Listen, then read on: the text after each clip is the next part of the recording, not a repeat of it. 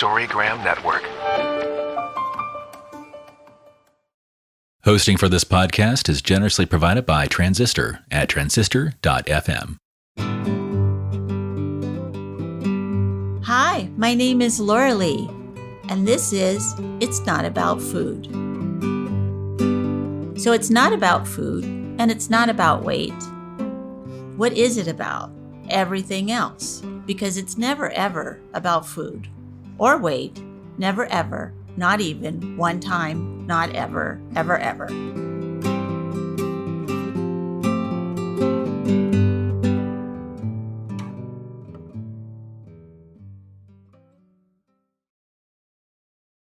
Hello, everyone.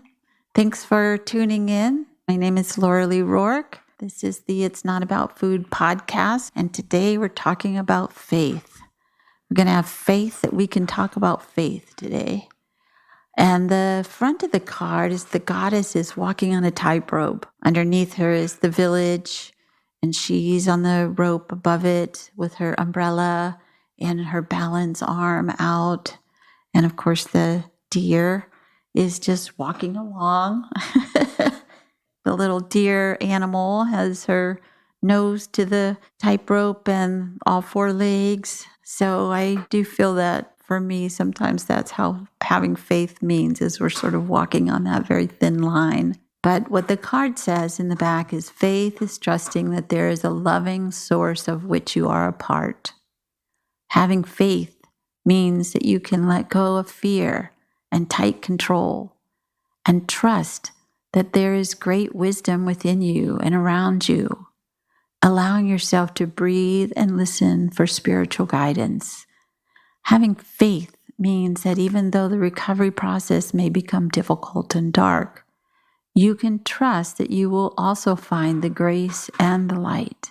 For me, what this card meant for my own recovery and stuff that I have gone through and have had to have faith that I would get through it is that idea of letting go of fear and tight control and do whatever that was in my heart and soul to do that anyway, and know that I could gather within me the wisdom to do it. I didn't know how to go through the door until I was at the door. I couldn't see, well, what was the end game. I always wanted to sort of a telegram from God to say, you're on the right path. But it doesn't work that way. I had to just feel that I was on the right path, or feel that this was a path, and to follow it and to be okay with wherever it took me, which was very hard until I trusted and had faith in myself and in my process and in my body and in my heart and soul. I had to let go of what I thought other people wanted me to do, or even told me that they wanted me to do. I had to let go of my past and my future and just stay in the moment, which was very hard for me. John Bradshaw tells a great story. We didn't know how to get through our childhood until we went through it, and we couldn't get out of it at the time. Like, we couldn't come into our family house with our little tiny suitcase as a little tiny kid and say, Mom and Dad, I'm going to move down the street because you guys are crazy. We had to just tough it out and be okay with whatever it is in order to get big enough, then we could leave maybe.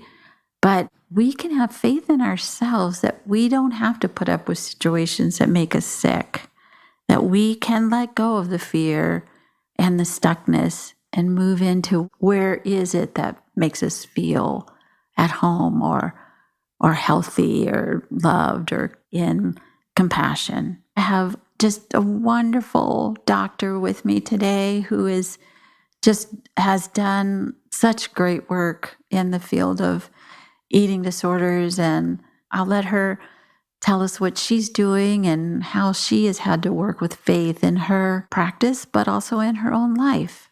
So I will turn the show over to you now, Sarah, to just tell us what up with you. Thanks, Laurelee. Well, it's such a pleasure to be here, and I feel really honored that you asked me to come on. This is a especially near and dear topic and card for me personally and professionally, even more so now during this pandemic, but even prior. So I guess I will start with what I'm doing now, and that relates to how I have experienced faith in the past several years.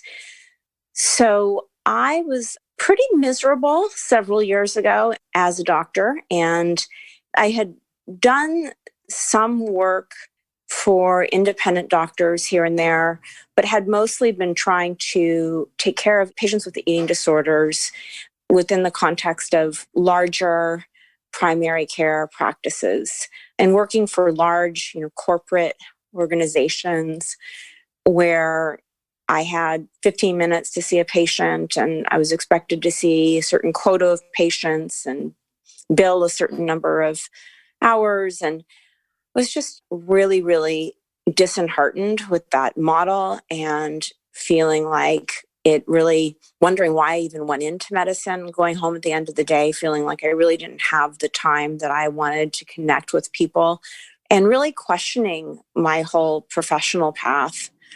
And also really looking at my personal life and what I wanted out of my marriage and what I wanted in terms of to have children or not. I have 2 stepchildren, but I don't have any biological children. And I was just in a really stuck place. And I was walking by a synagogue in San Rafael, and I grew up with 2 Jewish parents and went to Sunday school as a young girl.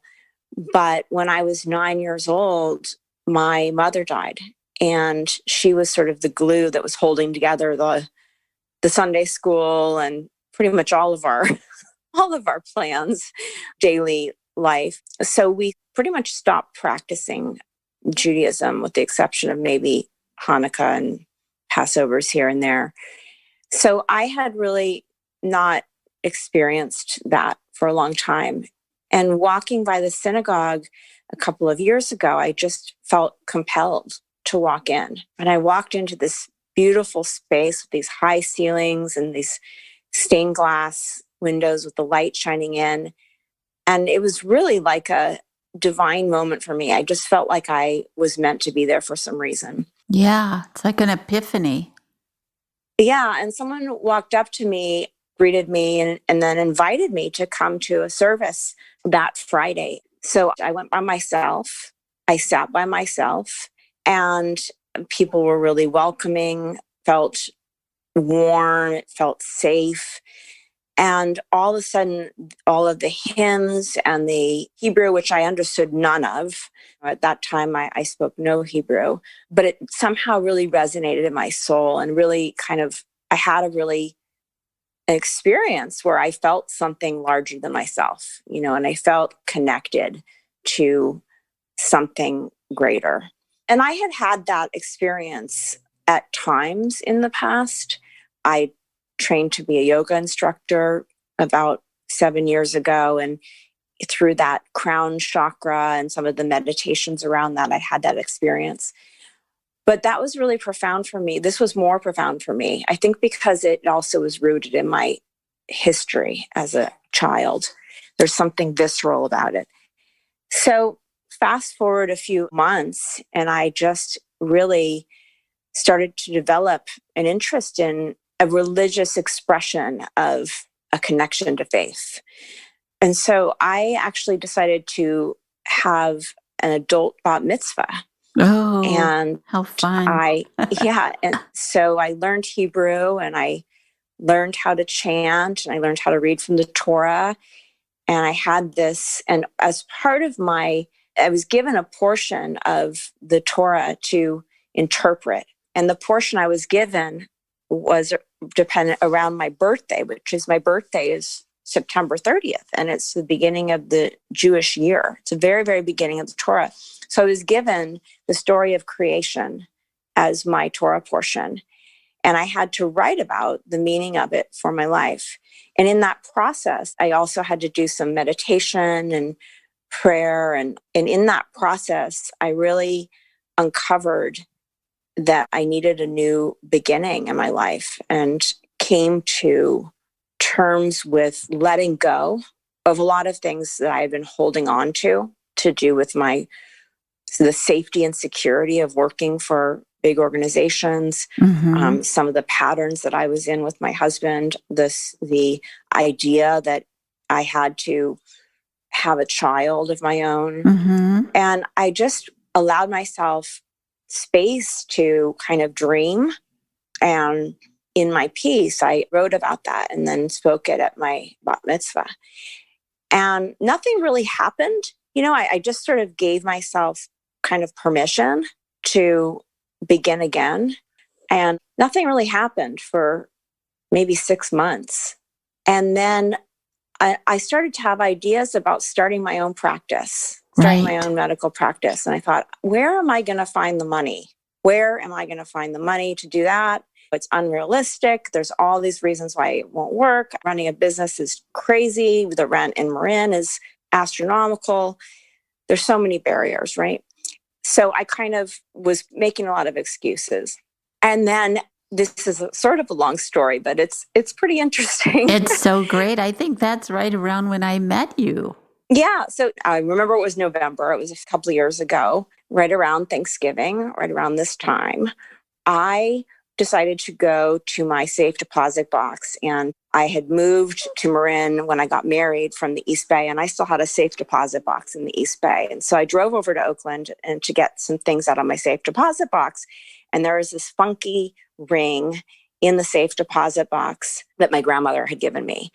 And I thought, I'm never going to wear this ring. I think I'm going to take it to the jeweler and sell it. And so I brought this ring down to one of the main jewelers in Marin. And lo and behold, I found out that it was a original Salvador Dali ring. Oh my God. Oh my God. And I was very close to my grandmother. My grandmother was my mom's mom, and we called her Boo Boo. And she basically emotionally raised me growing up. So they said, you might want to take this to someplace and get it appraised, someplace like an art dealer. So I did. And through a series of events, I found out that this ring was worth a lot of money. Oh my gosh. It's a beautiful story. So I ended up flying to New York City and auctioning this ring at Sotheby's auction house in Manhattan. Yeah. And I sat there while the bids were going up in the room with my mouth shut. Yeah. Just watching the bids go higher and higher and higher to the point that I had $130,000, enough to start my practice. Of course. Thank you, Grandma. Thank you, Dolly.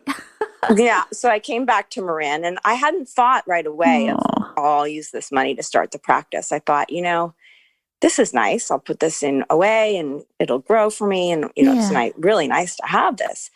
And then I thought about it, I thought, this happened for a reason. And there was an opening here, and this is a sign. And your grandmother would want you to do something. My grandmother worked for Planned Parenthood for many years. And then she was a hospice volunteer. She was very influential in terms of my career and my ethic and with my patients. So I decided to use the money to start the practice. And it's really changed my life. And it'll be 2 years in January that I have my practice, and I get to see patients exactly as I want to and spend as much time as I want to with them. And it's incredibly fulfilling. I feel like I'm living my life rather than just, living someone else's plan. Storygram Network. Welcome to One Media. When you're whining with nurses. It's a place I like to call The Bleed. My name is Laurelee, and this is It's Not About Food. Rich flavor is one of your favorites. You'll want to join me on the Wine Road. The art of being yay isn't just something he developed. Welcome to Swirl, the wine show for people who know. Storygram Network. Yeah, almost sounded like a lawyer in a way, the billable hours instead of what you're really working on. Or that's the thing about the corporation, right? Yeah. So that's one piece of how faith has influenced me. And I continue to integrate practices, meditation practices, prayer practices, and rituals and things in my life, and they help me. But in terms of others and how the concept of faith has influenced my care, not just now during the pandemic, but also during the pandemic, I would say that the idea of clutching to what's known, holding on for dear life to old habits, and the fear of letting go and allowing things to unfold, that those are really fundamental principles that are worth getting at for people struggling with eating issues. And on a biological level, when you repeat a habit over and over and over, it really evolutionarily, we're hardwired for that to get ingrained in our brain patterns. Our brain gets used to repeating these old habits over and over. So it's not just psychologically that it's scary to move away from the habits and the things, keeping control over eating and over many aspects of our life, but also that there's a restructuring of the brain that has to happen too. Yeah. So, I recognize in myself and in other people that when it comes to a lot of things, when we hold on to things we know and we try to control aspects of our life as a coping mechanism, and for some period of time they work maybe for us, and then there comes a time when they don't, and then at that point there has to be a letting go. And so I think this concept is really relevant to just the care of people who are struggling with eating issues, but now it's even more relevant for all of us because there's so much uncertainty. I mean, the whole world is uncertain right now. And, our financial futures are uncertain. Our physical safety is uncertain. Our normal social patterns, the future of that is uncertain. And I think for Our myself, holidays are uncertain. Holidays are uncertain. Yeah. And I think for myself, and I know I have seen this in my patients and I see it in myself, there's trying to clutch to what we can control. Something. Trying to clutch to something that will make us feel like we've got it under control. Right. And the flip side of that is acceptance that we don't have control and giving ourselves the freedom to allow whatever is going to unfold. And it's interesting because when I've been working with patients struggling with eating issues, I have seen sort of a dichotomy happening between people who are really doing a lot worse and some people who are surprisingly doing better. And I think it has something to do with we're in this situation that's forcing us to sort of make a choice between letting go or clutching on tighter. And so you can see the direction in which someone's compelled by how it plays out in their eating and in other things. Yeah. So my job recently, I feel like, although I'm a medical doctor and my main role is always to make sure people are safe and they don't, have cardiac complications or electrolyte abnormalities or all that, I see people as much more holistic than just their medical physical state. And I also see their physical state is very influenced by their spiritual and emotional well-being. So I have been kind of expanding how I am working with people to really try to help them create space for themselves to be okay with the unknown. And that to me is about finding some connection to something higher. And it doesn't have to be like me, through a religious practice. I know that's not for everyone, but it could be simply walking outdoors and looking at the beautiful changes in the colors of the leaves and recognizing that the sun is coming down and nourishing us, or Yeah.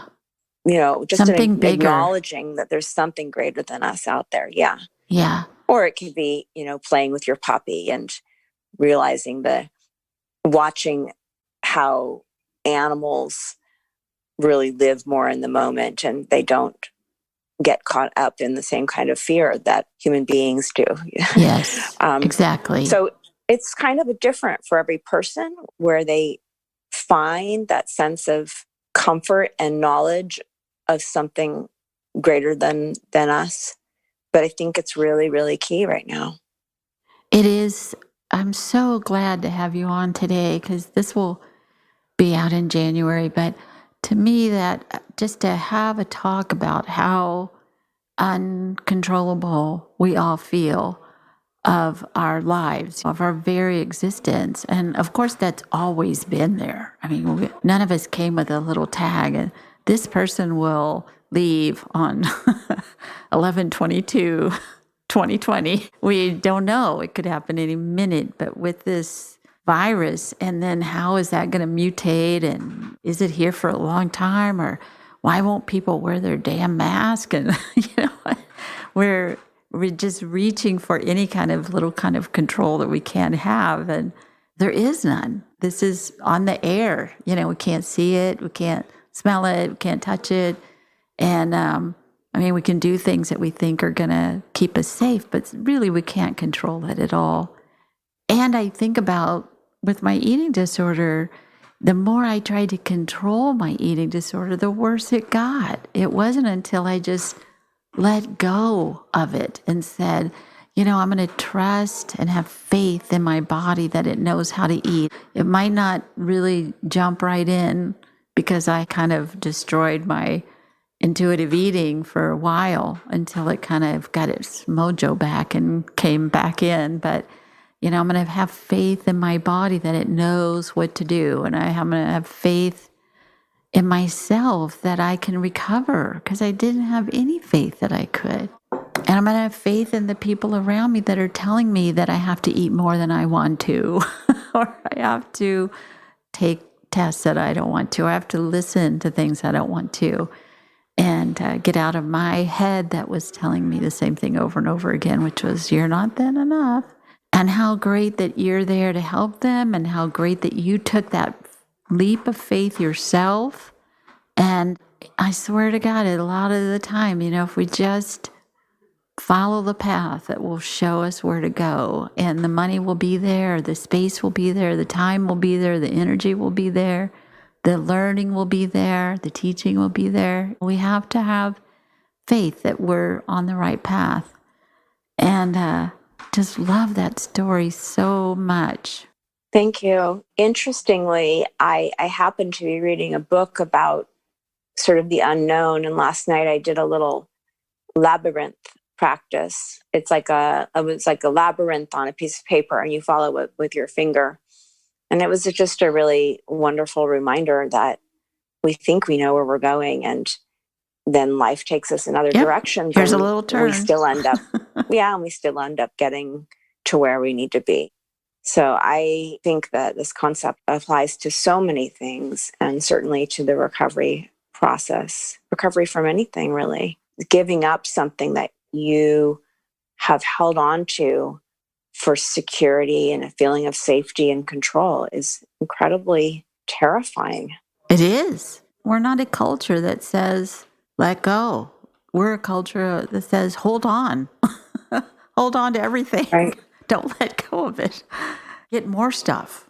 So if you were able to talk to your younger self, this girl or young woman who had just lost her mom, or maybe even before that, or whatever, that you knew that if you could go back and talk to her and say, listen, it's going to be okay. I'm going to be okay. We're going to get through this. What would you say to her about her life and what's going to happen to her, and how can she have faith in herself? Yeah, that's a really good question. For me, I do think that when my mom died is a good time to go back, that is the right time. That's the time when I lost faith, right? Because here's your ultimate source of security in the world and just gone. And my mom died in an accident, so she was gone very quickly. Oh, so no time to prepare at all. One day there and one day gone. Right. My reaction to that at the time was that I needed to make sure everyone else was okay. No one else was going anywhere. And so you can see how that played out in my life becoming a doctor, because I was constantly looking out for my dad and constantly looking out for my sister and trying to make sure that, no one else was going to die and everybody was going to be okay. And it was my job to do that in my mind. And that's a lot of burden to carry for a young person. It is. Even a lot of burden to carry for an adult person. Anyone. So yes. To this day, I feel I struggle with, it's my job to make sure that everybody is safe and taken care of. And that's a heavy, heavy weight to carry sometimes. So I think I would say to myself that it's not my fault, that it's not my responsibility to make sure that everyone else isn't going to die. Yeah, like you can be in charge of that. Yeah, that it's okay to take care of yourself and to live your life. Isn't it interesting that you became a doctor? Yeah. Yeah. So those are still current struggles, quite frankly. Yeah. That balance is still hard for me. Yeah, I'm sure it allowing is. space to take care of myself as well. And I literally am responsible for people's lives now. But I would say that to myself as a little girl, that I would give myself permission to listen to my heart and follow my heart without the burden of worry and fear. And then to have faith. I think about, I have to have faith that people have their own path and I'm not their higher power. Right. Yeah. That I'm not God. I'm not in control. Yeah. I'm a helper. I'm of service, but they will go wherever they go. And, I had to learn that myself very early. I often say that I was a small adult taking care of a large child. I was of service to my mom. She was not able to take care of herself very well, and I had to grow up pretty quick. And so I had to many thousands of times in my recovery have to say, I am not responsible for her life. She's going to live her little life, and I'm going to be there to support her, but I cannot live it for her, because then I don't live mine. And who's living mine? I'm just flailing around or whatever. And I had to have that faith when I didn't have much faith about me or anybody else, really. I didn't. I just thought if I needed to control the situation at all times. So if there's anything that you would like to kind of put out in the world, we're here on a podcast that gets listened to by a lot of people, which I'm so grateful for. Is there anything that you would like to say to people for right now?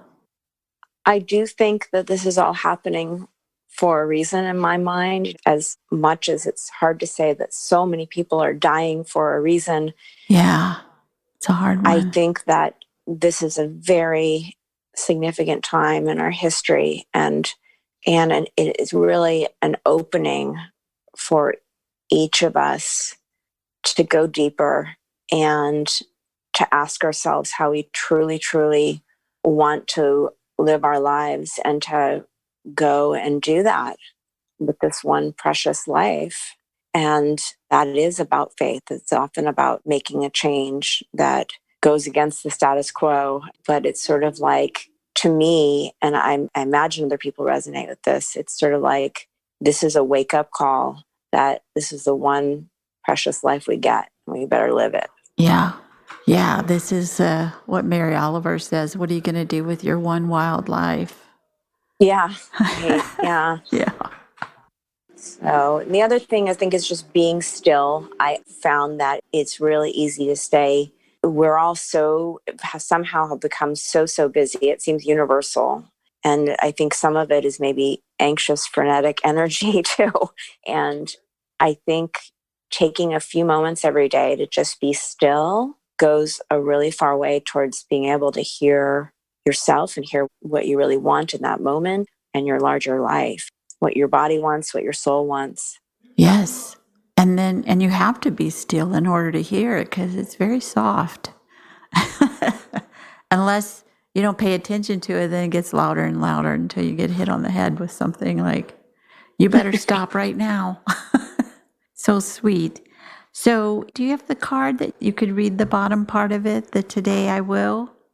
Today, I will have faith that I am being held with the greatest love, reverence, wisdom, and respect. When I am fearful or controlling, I will breathe, let go, and be open to the learning available to me through this experience. Oh, yes. And that's exactly what you've been talking about so Yeah. beautifully. So thank you so much for being on the show today and taking time out of your life and your work life and your personal life and being on the show with me. And I really, really do appreciate it. And so grateful for you. Of course. Thank you so much for the opportunity. And I just wish everyone well. And yeah, we're going to get through this. Somehow. We're going to get through this time. It's really a pleasure and honor. Thank you. Thank you so much. Talk to you later. Thank you for listening. And be sure and follow me on Patreon, Instagram, Twitter, Facebook, and itsnotaboutfood.com. Thanks.